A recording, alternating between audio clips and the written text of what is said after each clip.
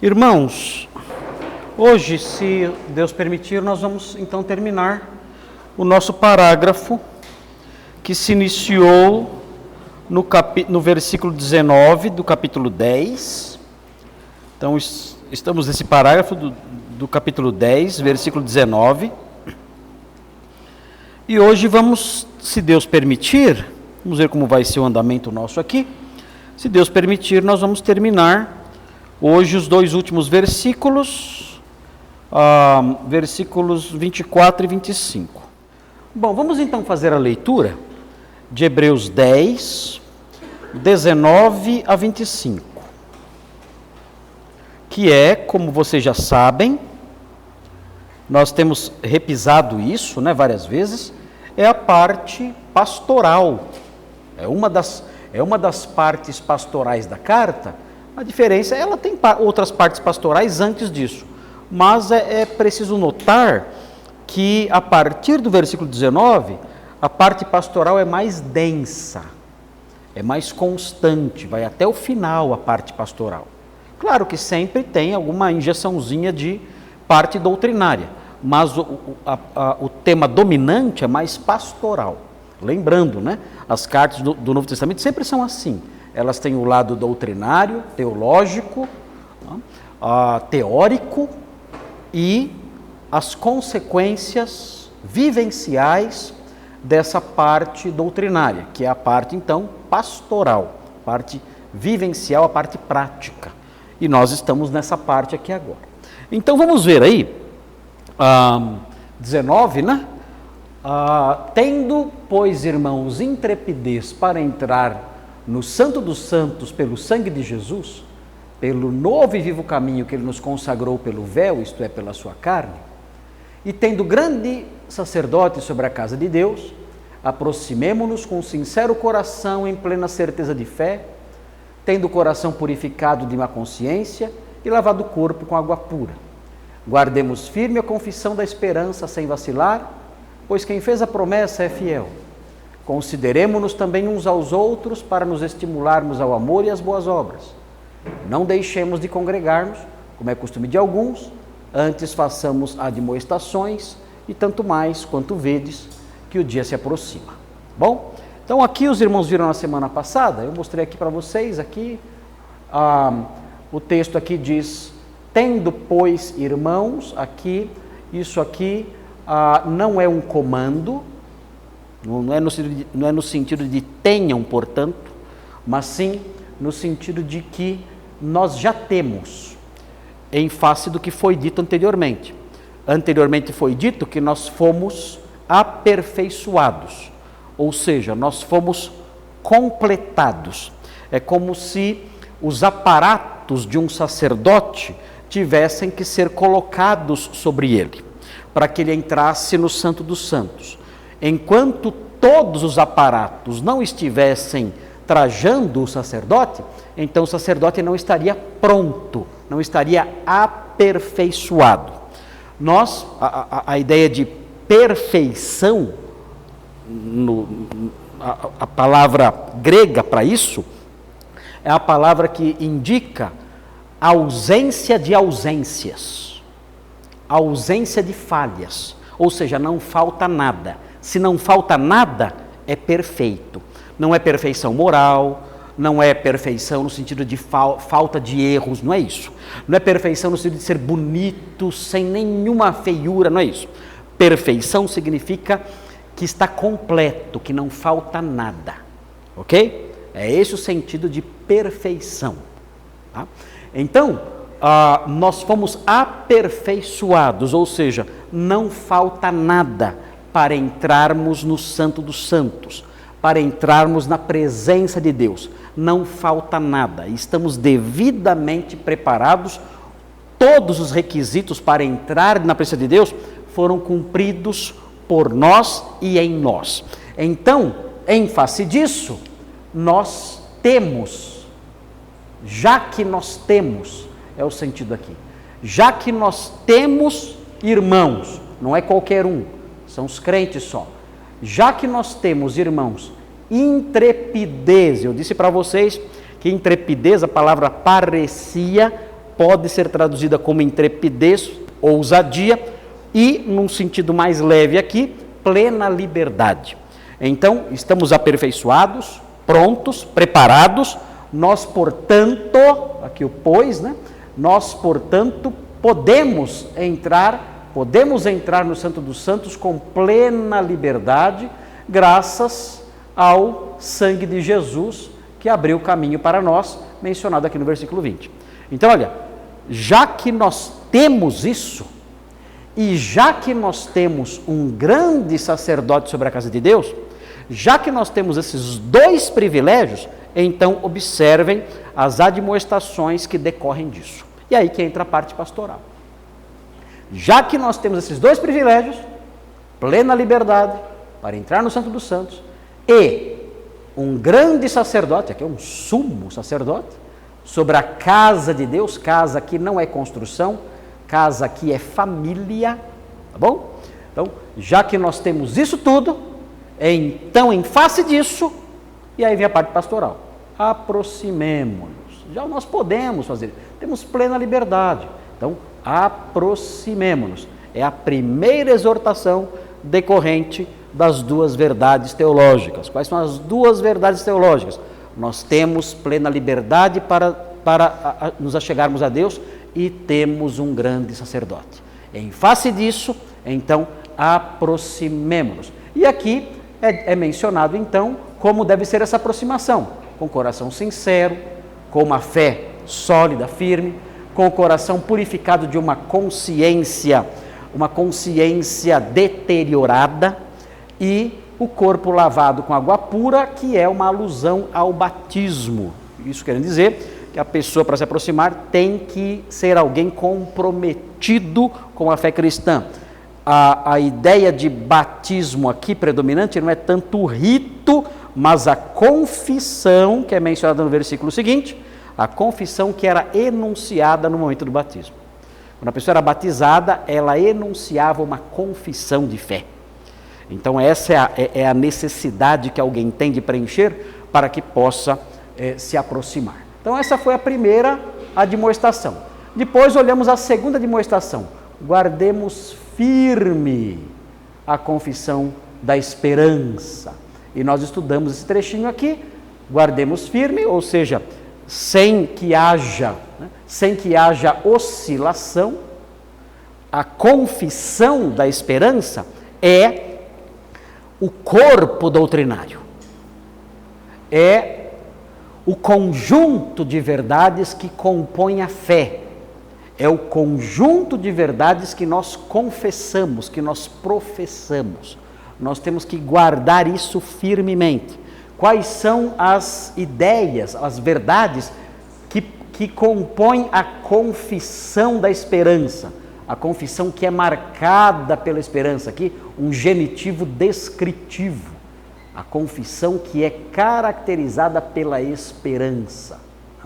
Então, quais são os elementos dessa confissão? Nós aprendemos. Os elementos dessa confissão envolvem a afirmação de que Jesus é o Filho de Deus, que Ele é aquele que se encarnou e veio aqui, que morreu em nosso lugar, que inaugurou a nova aliança e que foi assunto aos céus, ressuscitou, foi assunto aos céus e foi glorificado ali junto ao Pai. Essa é a confissão que é marcada, que é caracterizada pela esperança. Nós temos que guardar isso firmemente. O oposto de guardar isso firmemente é apostatar. Então, qual é o grande problema que o autor de Hebreus enfrenta na sua carta? É o perigo da apostasia. E o que é a apostasia? Mais uma vez, apostasia significa saída. É você sair, aqui no caso, você sair da fé. Você abandonar a confissão. Você não guardar a confissão. Você virar as costas para a confissão e abandoná-la. Isso é a apostasia no sentido de Hebreus aqui, a saída no sentido que falamos aqui, é uma saída ruim.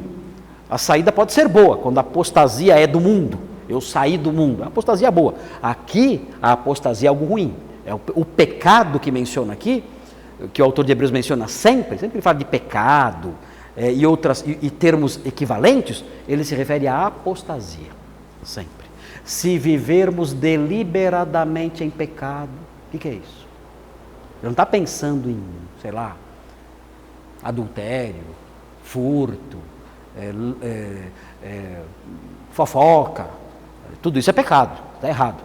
Mas quando ele fala se vivermos deliberadamente em pecado, pecado na cabeça dele é apostasia. É você deliberadamente abandonar a fé e permanecer longe dela. Então, o autor de Hebreus, quando ele pensa em rebelião, quando ele pensa em iniquidade, quando ele pensa em pecado, quando ele pensa nessas coisas todas que são sinônimos da palavra pecado e iniquidade, ele pensa em apostasia, a preocupação principal dele. Ok? Então veja, guardemos firme a confissão da esperança, sem vacilar, pois quem fez a promessa é fiel. Nós já estudamos isso aqui também, a fidelidade do Senhor, que fez a promessa, e falamos qual é a promessa do descanso, nós falamos. Né? Falamos da promessa do descanso que ele menciona e a promessa da eterna herança. Então nós vimos tudo isso aí na semana passada. E aí vem a terceira admoestação. Note bem, a terceira admoestação também está fundamentada nos dois pilares que nós mencionamos no começo. Quais são? Quais são? Eu tenho livre acesso a Deus e eu tenho um grande sumo sacerdote. Em face disso, vem aí a terceira admoestação. Qual é a terceira? Consideremo-nos. E qual é a ideia presente aqui? Observemos uns aos outros. Nós temos que observar uns aos outros. Note bem, não é no sentido de observar para bisbilhotar, por curiosidade, deixa eu me meter na vida, deixa eu ver onde é que está. Não é isso. Aqui, o observar um ao outro significa uma vigilância. Você olhar para o outro para cuidar dele. Eu mencionei para vocês na semana passada a ideia da criança, que é observada pelos pais aqui na igreja. Os pais estão aqui no salão social, a criança pequenininha está brincando, eles estão aqui conversando com seus amigos, mas ao mesmo tempo estão observando. Está lá? Ok.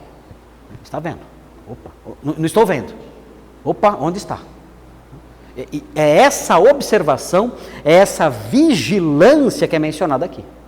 Então, os crentes como membros de uma igreja, eles têm um dever.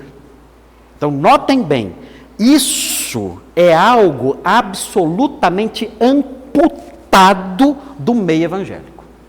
Isso não existe no meio evangélico brasileiro. A ideia de que o membro de uma igreja, de uma comunidade de fé, tem responsabilidades pastorais. Isso não existe na cabeça de ninguém. Não é que cada membro é um pastor. Não é isso. Mas ele tem responsabilidades de alguém que cuida, de alguém que não exerce o pastorado, mas exerce o pastoreio. Qual é a diferença? O pastorado é o exercício de um ofício, é o que eu exerço aqui na igreja. É o pastorado. Mas os crentes têm que exercer não o pastorado necessariamente, mas o pastoreio, o cuidado uns pelos outros, pelas ovelhas de Jesus. E é isso que é ensinado aqui. É uma dimensão da vida cristã que envolve a responsabilidade de cada crente em particular. Consideremos-nos, observemos uns aos outros. E o autor de Hebreus, ele é tão sério nisso que ele enfatiza, que ele se inclui nisso. Eles consideremos-nos, nós, eu e vocês, todos juntos, comecemos a nos observar, vigiar, cuidar uns dos outros, atentamente. Essa é a responsabilidade de cada crente pertencente a uma comunidade de fé, a comunidade de fé chamada igreja. Se você não faz isso na igreja, você não entendeu o que é o cristianismo na sua dimensão comunitária. Na dimensão comunitária, não é só sentar e cantar hino junto. Isso tem que ser feito. sentar juntos e cantar hinos tem que ser feito. A Bíblia ensina a fazer isso, tanto no Antigo como no Novo Testamento. Não é só estarmos juntos e orarmos juntos, isso tem que ser feito. Não é só ouvirmos a leitura pública das Escrituras, como é ensinado nas epístolas pastorais, isso tem que ser feito. Não é só estarmos juntos num tempo de congraçamento, isso tem que ser feito também. Mas, além disso, existe uma responsabilidade com fundamentos teológicos sólidos. 2 fundamentos teológicos sólidos: o acesso a Deus e a presença de um grande sacerdote sobre nós. Com base nesses 2 fundamentos, então eu tenho o dever de olhar pelos meus irmãos. Meu irmão não veio domingo na igreja. Opa! Onde ele está? O que aconteceu? Está doente? Viajou? Não veio outro domingo? Meu Deus! Não veio de novo? É o Covid? Mas ele estava antes? Será que piorou? Será que agora não, está com medo? Eu não tenho visto ele aqui. Antes ele era mais zeloso. Antes ele vinha sempre, agora quase não vem. É essa observação cuidadosa, criteriosa, que observa com o objetivo de cuidar, que é mencionado aqui. Okay? Então veja, consideremos-nos também uns aos outros, né? Aqui o alelos, né? Aqui a responsabilidade mútua. Cuidado, gente, cuidado com esse negócio. Nossa, como é, eu cheguei no estágio do meu ministério que eu não suporto mais isso, que eu vou falar agora, eu não suporto mais. Eu me recuso a tratar de casos assim. A pessoa que não se dá em nada, nunca faz nada, nunca serve para nada, nunca, nada. E aí então, ela se ausenta durante algum tempo e vem reclamar para mim porque ninguém procurou essa pessoa, ninguém me procurou. Ah, é? Você tem moral para reclamar, né? Você tem muita moral para reclamar. Eu não estou dizendo que o erro das pessoas, né, estão justificados porque o seu é igual, mas cá entre nós, né, amigo? Amadureça, por favor. Não tem condição, não tem condição. Eu me lembro de uma senhora aqui da igreja, não está mais aqui. Ela adoeceu aí, ficou um tempo ausente aí. Mais de um mês ela ficou ausente. Eu liguei para ela, falei, senhora, ela já não vinha muito, né? Eu liguei para ela, o que está acontecendo? Ela disse, eu adoeci e tal, não podia ir, ok. E ela disse, pastor, olha, eu estou muito chateada com a igreja. Eu falei, por quê? Ela disse, olha, eu fiquei doente, nenhuma senhora nunca me visitou. Eu falei, realmente isso não deveria acontecer. Isso realmente uma falha, né? Os irmãos devem fazer isso. É um dever dos irmãos visitar os enfermos. Falei, a senhora tem razão. Mas deixa eu perguntar uma coisa para a senhora. Faz quantos anos que ela está na igreja? Eu sou membro há 8 anos, pastor. Bastante tempo. Nesses 8 anos, quantas pessoas doentes a senhora visitou?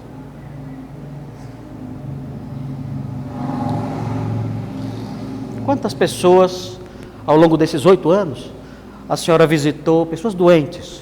Porque a senhora está tão indignada com esse erro que eu imagino que seja um erro inaceitável na sua cabeça. Então, certamente a senhora não cometeu esse erro, em hipótese alguma.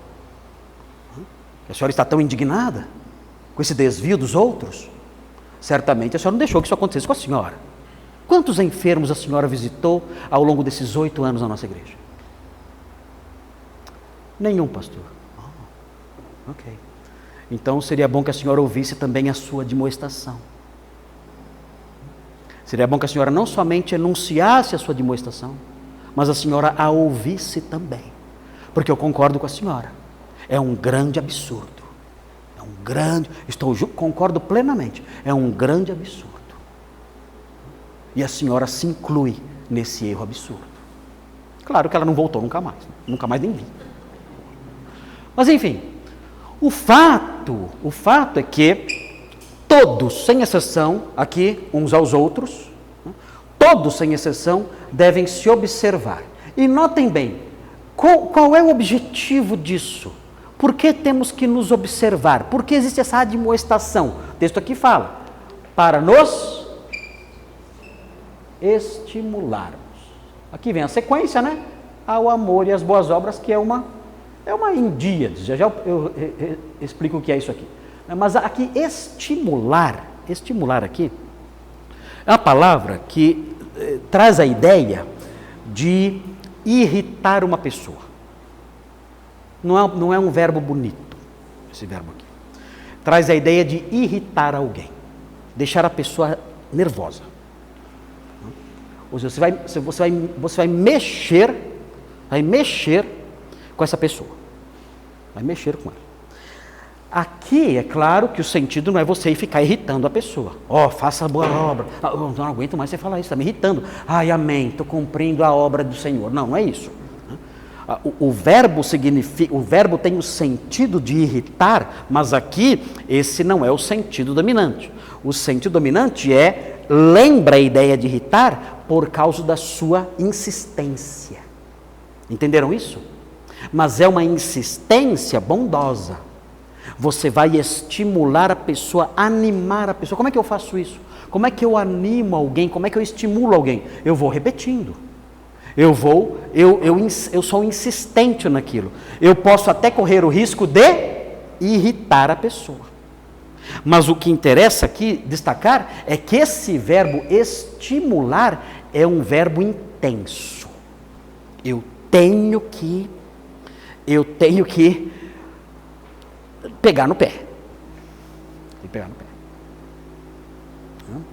Claro que tem que tomar cuidado para você não ser um cara chato, né? Insuportável, que o irmão te vê, ele corre de você. Eu não aguento mais esse cara pegando meu pé. Eu não aguento mais. Eu chego na igreja, esse cara vem me encher as paciências. Eu não aguento mais ser irmão desse cara. Claro que você tem que ter tato. Tem que ter tato. Mas é necessário que esse objetivo, estimular a pessoa, seja algo visto como uma coisa urgente. Uma coisa urgente e intensa. Eu me aproximar da pessoa que eu percebo que precisa de um cuidado especial e eu, com uma intensidade um pouco maior, conduzi-la ao amor e às boas obras. Estimular isso aqui. Agora, no livro de Hebreus, dá uma olhadinha aí, no livro de Hebreus, essa admoestação aí,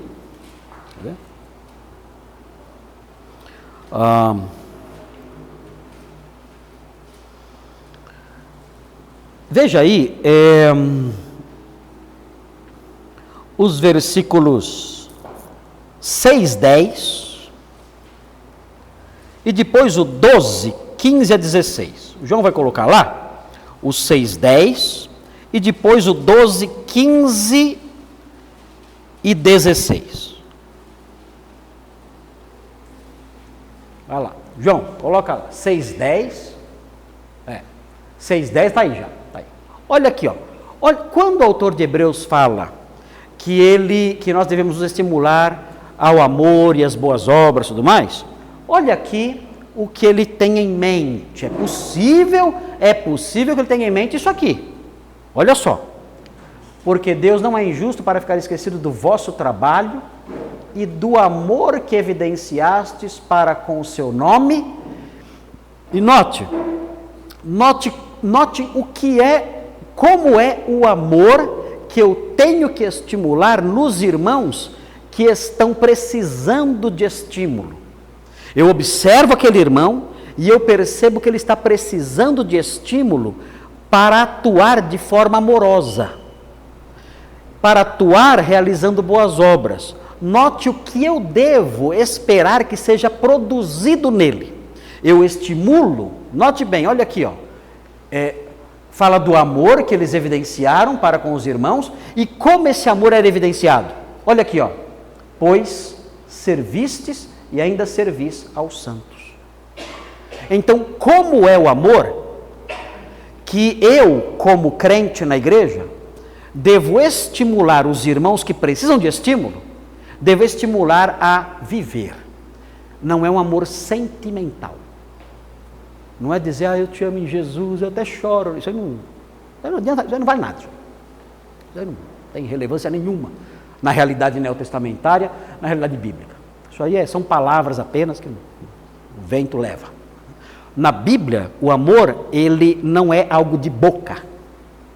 Na Bíblia, o amor é algo de mãos. É algo que você faz.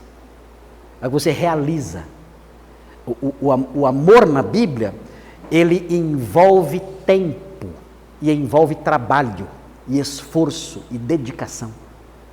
Então, como é que os leitores lá da carta aos Hebreus demonstraram no começo amor pelos crentes, amor por Jesus?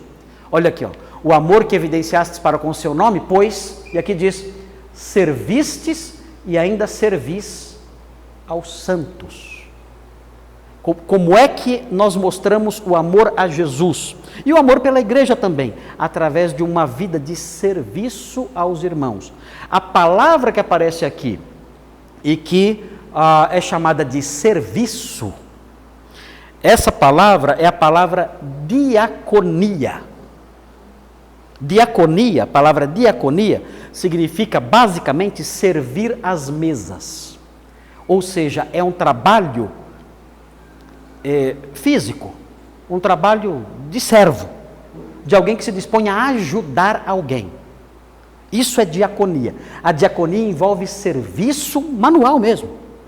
É você ajudar a pessoa, é você socorrer a pessoa, é você atender a uma necessidade da pessoa. Isso é diaconia. Ou seja, nós temos que ser todos os crentes, numa comunidade eclesiástica, todos devem exercer o pastoreio, nem sempre é o pastorado, mas sempre o pastoreio, e a diaconia, nem sempre é o diaconato, é diferente. Diaconato é o cargo, pastorado é o cargo, pastoreio é o exercício, diaconia é o exercício. Então, os crentes de uma comunidade de fé, de uma igreja, eles devem exercer o pastoreio, observando uns aos outros, para estimulá-los e admoestá-los, e a diaconia, servir aos irmãos. Olha, você precisa de ajuda? Eu te ajudo.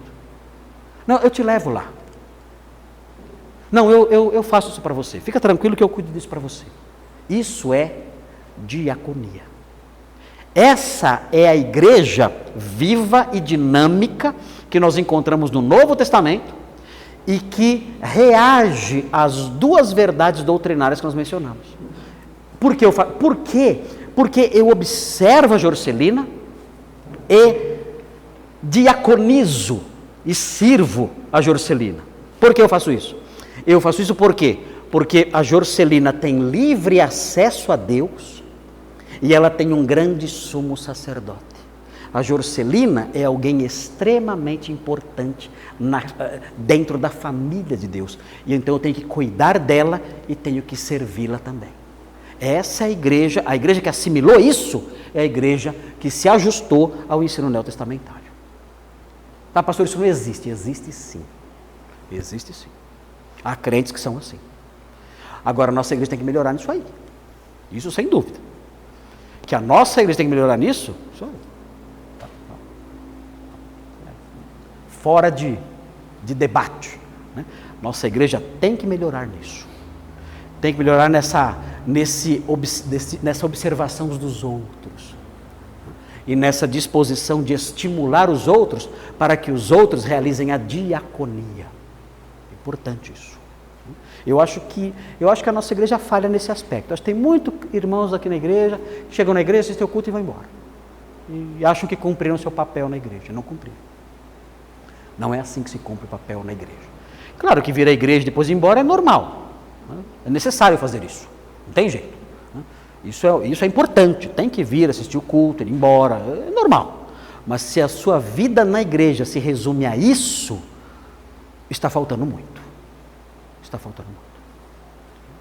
Precisa haver essa disposição de observar os outros, admoestar e incentivar a essa prática do bem, do amor e boas obras. Amor e boas obras, voltando lá no texto nosso, na realidade, é uma forma de dizer a mesma coisa usando duas expressões. Amor e boas obras. Estimular ao amor e às boas obras é a mesma coisa. Só que ele usa duas palavras, duas expressões para se referir à mesma coisa. a gente chama isso, em exegese, de endíades. Endíades. Endíades significa um através de dois. Ou seja, um significado só através de duas expressões. Então, quando eu falo amor e boas obras, é um significado só através de duas expressões. Amor e boas obras. É um, através, dia, de dois.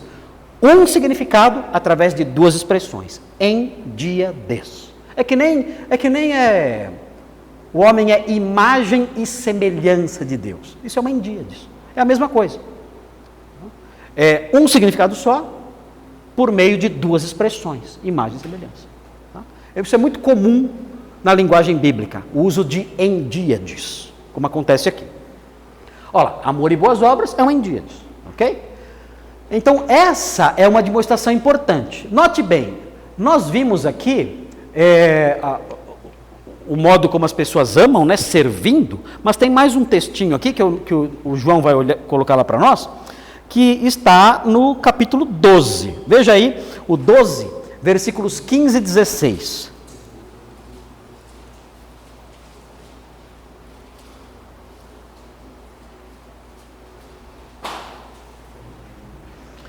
Pronto? Olha lá. 12, 15 a 16. Dá uma olhadinha aqui agora, numa outra forma como você vai pastorear aí, estimular os irmãos. Olha aqui, ó. Atentando diligentemente, ok? Olha aqui a palavrinha. Atentando diligentemente. Aqui, o verbo que aparece aqui não é o mesmo que está no versículo 24. No versículo 24, o verbo é observar. Considerar observando a pessoa. Aqui, o verbo que aparece aqui é o verbo, vocês vão até saber o significado dele quando eu falar. É o verbo episcopel. O que é isso? O que é um episcopos? O que é o episcopado? O que é isso? É o bispo, né? Por que chama episcopos no grego? Episkopos. É uma visão de cima. Scopos seria a vista. O epi do alto. Depois tem o telescópio, o microscópio. Esse é o episcópio. Né? É o episcopos. Ele vê de cima. Agora, note bem, ver de cima é o que? É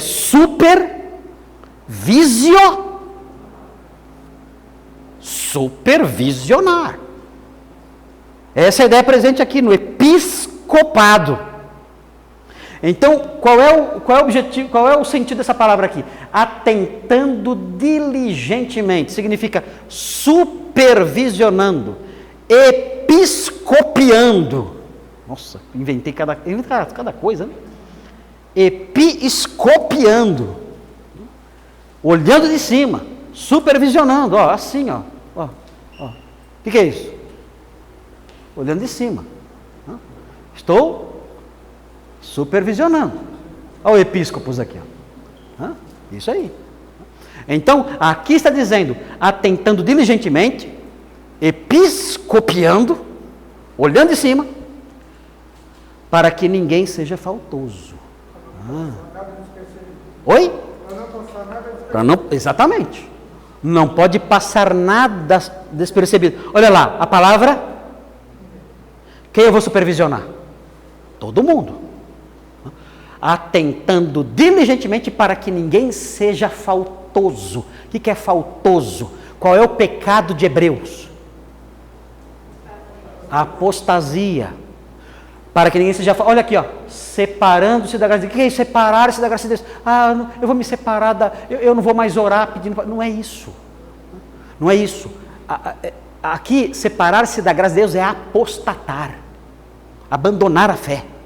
Então, aqui, ó, atentando diligentemente para que ninguém seja faltoso, separando-se da graça de Deus, nem haja alguma raiz de amargura que brotando vos perturbe e por meio dela muitos sejam contaminados. Olha o perigo aqui. Quem lembra o que é raiz de amargura? Eu já expliquei. Hã? É quase isso.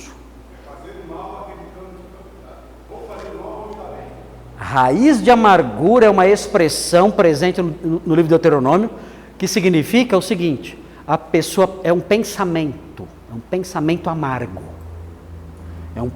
E como é esse pensamento amargo? A pessoa pensa assim: eu vou fazer o mal e não vou me dar mal. Aqui fazer o mal seria o quê? Apostatar. Eu vou apostatar e vou me dar bem. Isso é raiz de amargura. Eu pensei que era mágoa, que eu estava com raiz de amargura. Não tem nada a ver com mágoa, nada a ver com mágoa, nada. Raiz de amargura é um pensamento errado. Você fala assim: eu vou apostatar e quer saber? Eu vou me dar bem, eu não vou me dar mal. Vai estar tudo certo comigo. Eu vou me afastar de Deus, eu vou ser feliz. Isso é raiz de amargura. À luz de Deuteronômio. A raiz amarga, que brota no coração da pessoa. Porque é um veneno, não é o gosto que é amargo, é que é veneno, é uma raiz venenosa. E o que acontece? Se isso aparecer na igreja, se alguém dentro da igreja desenvolver isso, quer saber? Eu vou chutar tudo, vou para o mundo e vou ser feliz. Opa, ó, brotou. Eu tenho que supervisionar para que isso não aconteça com ninguém. Porque se acontecer, qual é o efeito? Olha lá. Olha só o que acontece. Isso pode contaminar? Então eu falo isso. Está aqui, por exemplo, eu pego lá o Maurício. O Maurício desenvolve a raiz de amargura. Quer saber? Eu vou meter o pontapé em tudo, vou apostatar e vou me dar bem. E vou ficar feliz. O que vai acontecer? Ele faz isso que acontece. Aquele jovenzinho que está vendo fala: peraí, eu vou nessa também. O mundo de braços abertos para mim. Ele vai começar a contaminar muitos. Então, quem tem a responsabilidade de supervisionar a igreja, para alertar os irmãos, a fim de que isso não aconteça? Quem? Todos nós. Todos nós. Mas não tem o ministério do pastoreio que dá ovelha perdida? Não existe isso. Não tem isso aí. Todo mundo vai supervisionar os irmãos. Todos. O pastor não pode ver tudo. Aqui tem 180 pessoas, tem 5 pastores, eu não consigo. Eu fico sabendo de coisas depois de um mês que aconteceu. Eu não sabia disso. É como se eu não sabia se é o pastor. Eu sou pastor, mas não sou médium. O que é isso? Acha que eu sou adivinho? Eu não sei, não sabia disso. Você sabia? Eu sabia. Por que você não foi lá e falou? Olha lá, se você viu, por que você não se aproximou e admoestou? Eu não quis me meter. Você não quis se meter. O quê? Não é problema meu. O quê? Começa a correr. Você vai apanhar. Agora você mostrou mesmo que você não tem a menor noção do que é ser um crente numa igreja. Você viu o erro e não quis se meter. Desculpe, você não entendeu absolutamente nada. Isso não existe na comunidade da fé. Não deve existir. Pastor, eu sabia, mas não quis falar nada. Brincadeira. Aí não dá. Aí continua. Nem haja algum impuro ou profano, como foi Esaú. Quem é o impuro ou profano? É a mesma ideia. É aquele que tem tendências apóstatas, né? Olha o que ele fez, Ele por um repasto vendeu o seu direito de primogenitura. Ou seja, ele jogou fora o que era precioso em troca de um prazer temporário. O que é isso? Apostasia. Em troca de um prazer temporário, ele abandonou algo precioso. Apostasia. Não haja um Esaú no meio de vocês. Então supervisionem-se para que isso não aconteça. Então, ser crente numa igreja, membro de uma igreja, é sério? É coisa séria ou não é? É responsabilidade? O Senhor vai nos cobrar isso um dia? Fala assim, eu coloquei você numa igreja. Eu coloquei você junto com mais 180 irmãos. Eu coloquei você lá. E eu te dei capacidade de entendimento. E coloquei a minha palavra na sua mão. E você não fez nada. Nada. E você deveria me servir ali, cuidando daqueles irmãos. E você não fez nada. É terrível, hein? Sim. Porque mesmo que talvez a gente fale 90%, naqueles 10% onde o inimigo está atrapalhando a vida do irmão e a gente não se mete, mas talvez se a gente fala amor mesmo, trazer das outras pessoas, mesmo que ele se chateie, lá na frente eu acredito que o Espírito Santo vai tocar o coração dele e vai perceber que seria melhor para ele. É assim, nós não podemos imaginar que fazer isso vai ser gostoso. Vocês acham que na hora que vocês forem admoestar, o irmão vai chorar e vai te abraçar em lágrimas e vai pagar o pão de queijo para você na padaria? Assisto muito. Não vai não. Sabe o que ele vai falar? Sabe o que ele vai falar para você? Dependendo do grau de rebeldia, cuide da sua vida. É o que ele vai falar para você. Eu já cansei de escutar isso. Eu já até sei, eu sei todas as frases já que eles falam. Todas, já sei. Problema meu. Cuida da sua vida, eu cuido da minha. É isso aí. Você quer se meter na minha vida? Não olhe mais na minha cara. Tá? Não se aproxime mais de mim. Quem é você para me julgar? É assim, é isso aí. São os jargões sujos que o apóstolo vai usar. Né? Agora, eventualmente, você vai encontrar aquele irmão que é crente mesmo e que vai falar, irmão, me ajuda. Obrigado porque você me admoestou. Ore por mim, eu preciso de ajuda. Ore por mim. Olha, que bom que você falou isso, porque eu estava em uma direção errada. Obrigado. Eu quero que você, por favor, eu posso te procurar de vez em quando para compartilhar minhas lutas. Aí, joia, você atingiu o seu objetivo. Mas é importante essa dimensão. Volta lá, João. É importante essa dimensão aí do episcopel, né? Da observação, do olhar para os irmãos, olhar com cuidado. Ok? É aquela história, né? Note bem, essa era uma igreja em perigo. Era uma igreja em perigo. Que perigo? A apostasia. Então essas admoestações eram muito urgentes. Pergunta, a igreja nossa, essa aqui, também está sob ameaça? Sim ou não? Do mundo lá fora? Sim ou não? Forte ou fraca? Forte. A admoestação então é urgente? É muito urgente. Porque os apelos para que nós chutemos tudo e abracemos a cultura anticristã e antideus que tem lá fora, são diários, constantes, eles não param, é o tempo todo. Eu tenho dó dos jovenzinhos aqui. Os jovenzinhos são os que eu mais tenho pena. Porque eles não param de ser bombardeados um minuto sequer. Um minuto sequer, o tempo todo. Então o apelo é muito grande. Por isso, a urgência de Hebreus é também a nossa urgência. Ok, muito bem. O que temos aqui mais? Estão acompanhando tudo? Tá calor hoje, não está? Estou sentindo um calor maior, não sei. Eu não sei se é a minha camisa que está mais quente. Vocês estão com calor também? Nossa! Meu Deus! Vamos nos encorajar para continuar. Ok.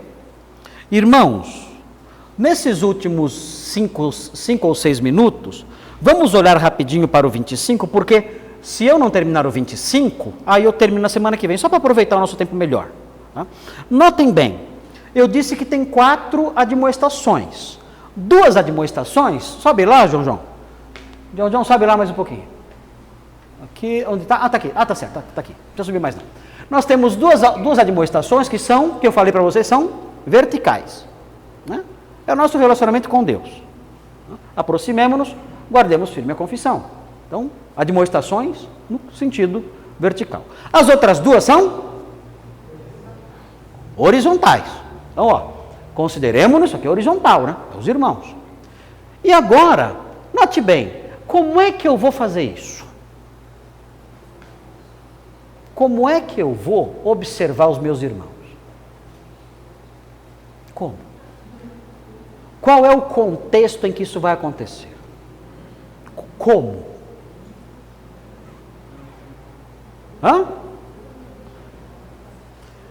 Indo onde eles estão. E onde eles estão? Eles estão nas reuniões da igreja, que na época podia ser numa casa, podia ser num cenáculo, podia ser até numa praça, mas não importa. O fato é que estavam reunidos num lugar.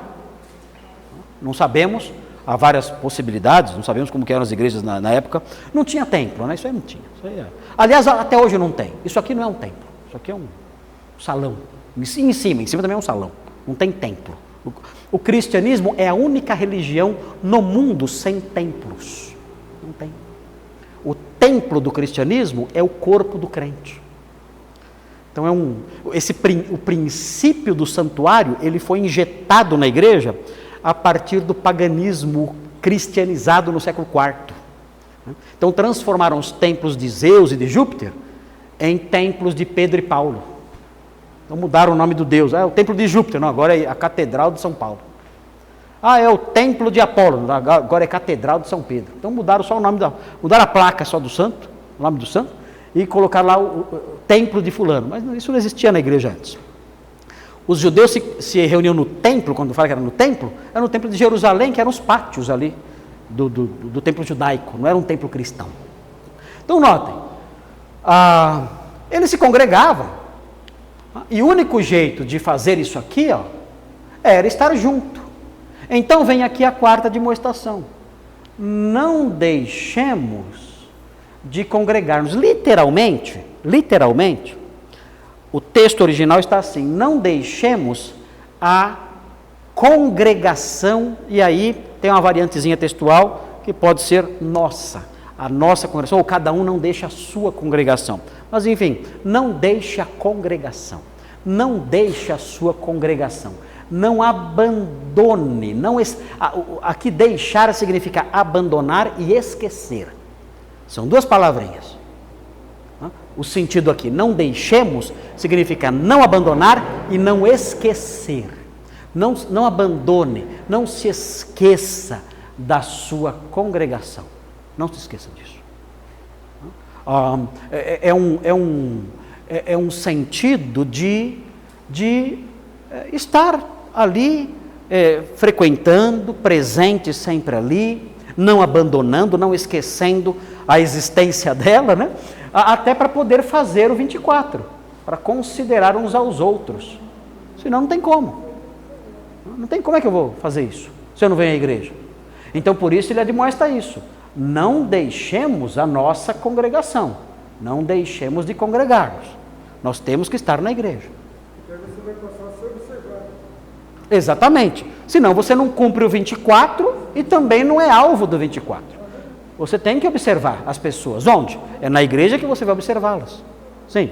Pastor, tem pessoas que usam a frase de Jesus quando ele disse: onde estiverem duas ou mais pessoas em meu nome reunidas, eu estarei no meio deles.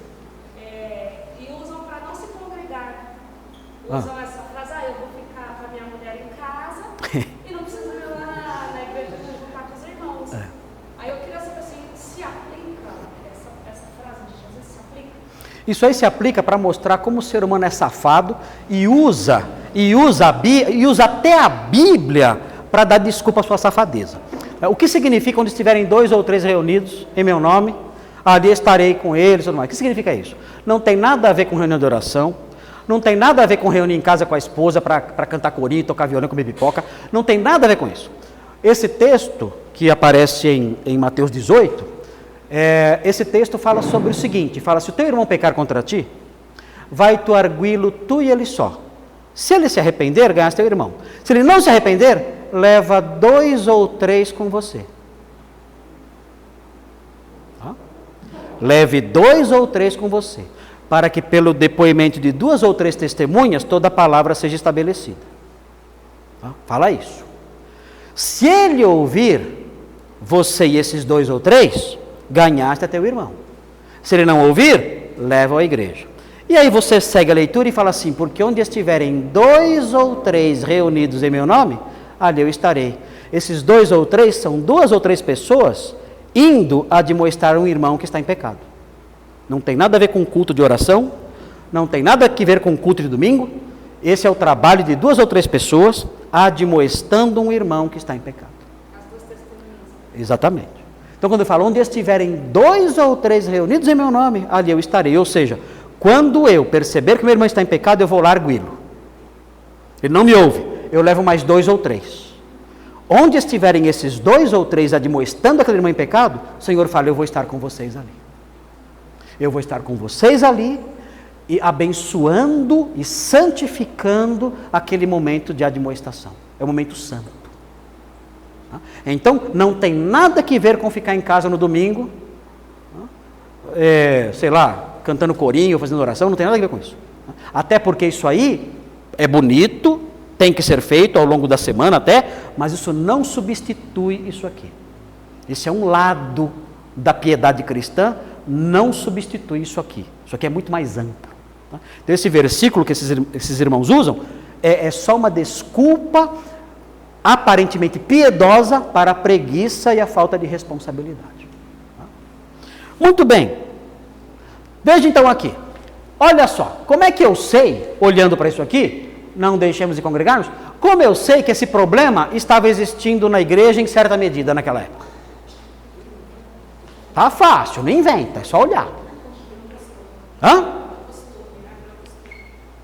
Como é costume. Costume é um hábito particular, um hábito pessoal. Como é costume de alguns. Ele não fala o nome. Ele até que é legal, porque Paulo fala. Ele não. Ele é como costume de alguns. Ele não quer brigar. Parece que ele não quer. Às vezes ele quer brigar. Ele já brigou lá atrás. Aqui ele não quer brigar não. Depois, no 10 mesmo, ele vai dar umas pauladas feias. Parece que aí ele quer brigar. Aqui ele não quer. Ele fala: olha, tem alguns que têm esse hábito. Por quê? Por quê? Porque alguns não estavam indo à igreja. Porque alguns não tinham abandonado a congregação. Por quê? Bom, as possibilidades que existem dentro do livro de Hebreus são a atração pelo judaísmo, estavam sendo atraídos pela pompa da religião judaica, que era muito grandiosa e pomposa, e a segunda possibilidade está nesse capítulo, que vem nos versículos 34 e 35. Dá uma olhadinha, vamos olhar ali, ou melhor, 32, João, 32. No mesmo capítulo, João, versículo 32. Aí. Olha aqui, ó. Olha outro motivo aqui que pode ser. 32, João. Aqui, está aqui. Olha aqui, ó. Lembrai-vos, porém, dos dias anteriores em que, depois de iluminados, sustentastes grande luta e sofrimentos. Aquela igreja sofria? Sim ou não? Desde o começo. Ora, expostos como espetáculo, tanto de opróbrio. O que é opróbrio? Opróbrio, vergonha. Tanto de vergonha quanto de tribulações. Eles passavam vergonha, exposições vergonhosas, tribulações terríveis, ora tornando-vos coparticipantes com aqueles que desse modo foram tratados. Era uma igreja que sofria, porque não somente vos compadeceste dos encarcerados. Aqui não é o pessoal do Carandiru. Aqui é encarcerado crente, que foi preso por causa da fé. Geralmente eles usam esses versículos aqui para visitar preso que matou, estuprou. Né? Não é isso. Os encarcerados aqui não são criminosos. Os encarcerados aqui são crentes que foram presos por causa do seu testemunho. Mas pode visitar preso bandido? Pode. Pode evangelizar? Pode. Só não use o versículo errado. Então, os encarcerados aqui não são bandidos. Eles são crentes que estavam presos pela fé. Como também aceitastes com alegria o espólio dos vossos bens. Olha, vocês foram presos, maltratados, envergonhados e perderam os seus bens. A Igreja Universal não ia ter muito sucesso nesse contexto aqui, né? Tendo ciência de possuirdes vós mesmos patrimônio superior e durável. Então note, sofrimento, vergonha, encarceramento e perda de bens. Será que alguém pensou, eu vou embora da igreja? O que vocês acham? Você ficaria? Você ficaria? Você acha? Quem fizer parte desse grupo aqui, Igreja Batista da Redenção, vai ser exposto ao ridículo, vai ser exposto a sofrimentos, vai ser preso, é bem possível que seja preso, e vai perder os seus bens. Quem participar dessas reuniões aqui. Vocês acham que alguns iriam sair? O que vocês acham? A igreja ia crescer ou diminuir? Ela ia ser bem purificada, né? Alguns iriam embora, né? Então é possível que isso estivesse acontecendo lá. Não deixemos a nossa congregação como é costume de alguns. Alguns estavam indo embora. Agora, nós vamos parar por aqui. Volta lá, João. Volta lá. E a gente termina na semana que vem. Aí eu já entro já no 26. Porque ele fala aqui qual é o contrário de apostatar. Qual é o contrário de apostatar? É ir à igreja? Não deixemos a nossa congregação. Em vez disso, frequentemos a congregação? Não. Em vez disso, qual é o contrário? Façamos. Por que você marcou aqui? Tira essa marca. Tira essa marca. Pode tirar essa. Isso aqui. Obrigado. Façamos admoestações. Então, qual é o contrário de apostatar? Fazer admoestações. Estar na igreja, admoestando os irmãos. Então, na semana que vem, a gente vai olhar isso aqui, eu vou mostrar outros textos que mostram isso aí, e tem um alerta, né? Façam isso, especialmente sabendo que o dia se aproxima. Que dia é esse? Esse dia vai ser descrito a partir do versículo 26. Esse dia aqui, esse dia aqui, vai falar no 26, pode subir, João, pode subir para lá, 27, 28, pode subir, 29, 30, 31, 32, aqui, até aqui, até aqui, até aqui. Esse dia vem até aqui, do 26 ao 31. No 26 ao 31, ele vai explicar qual é esse dia. A gente vai ter um estudo de um parágrafo só para saber desse dia. É um dia importante. Então nós vamos ter os versículos 26 a 31 só para estudar esse dia. Pastor, mas é uma palavrinha só, não dá para pular? Não, não vou pular. Eu vou estudar o 26, 27, 28, 29, 31, para saber que dia é esse. É um dia bonito? Depende. Depende de que lado você está. Né? Nós vamos ver então. Tá bom? Mas semana que vem então eu termino 25. Aqui façamos admoestações. Tanto mais quanto esse dia se aproxima. E aí já entramos para conhecer esse famoso dia que ele menciona aqui no finalzinho do 25. Que calor. Nossa. Olha lá, pior que fala, né? Aqui fala do calor, não fala? Aqui fala, quer ver? Olha lá. Fogo vingador prestes a consumir os... Estou fora, né? Deus me livre disso. Bom, gente, vamos orar então agradecendo e pedindo a Deus que nos ajude, né? Porque eu não sei, eu tenho essa impressão, eu não sei os outros pastores, eu tenho essa impressão que a nossa igreja tem que melhorar nisso. Vocês não acham? Não sei se eu estou sozinho nisso. mas eu não sei se eu sou muito exigente, mas eu tenho essa impressão. Eu acho que a nossa igreja tem que melhorar no versículo 24 e no versículo 25. Eu acho que precisa. A não ser que aconteça, a gente não vê, né? Pode ser, né? Pode ser que os irmãos estão lá durante a semana, né? Admoestando e falando e estimulando. Pode ser. E a gente não está vendo. Ok. Amém. Se for assim, nota 10. Mas eu tenho a impressão de que precisamos crescer nisso. Os irmãos terem essa prática mais constante, né? De estimular uns aos outros. E depois no 25, fazer admoestações, que a gente vai ver na semana que vem. Acho que precisamos crescer nisso aí. Porque nós temos condição de fazer isso. Os irmãos têm conhecimento bíblico para fazer isso. Não é estimular o outro com jargões. A fila anda. Né?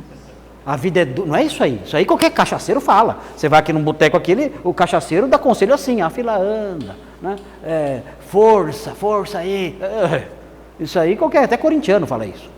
Agora, admoestações aqui são admoestações bíblicas. E todos nós aqui temos condições de fazer isso. Então nós temos que colocar isso em andamento na nossa igreja. Então acho que está faltando essa dimensão, acentuar mais isso no nosso meio aqui, na Igreja Batista Redenção. Acentuar mais isso.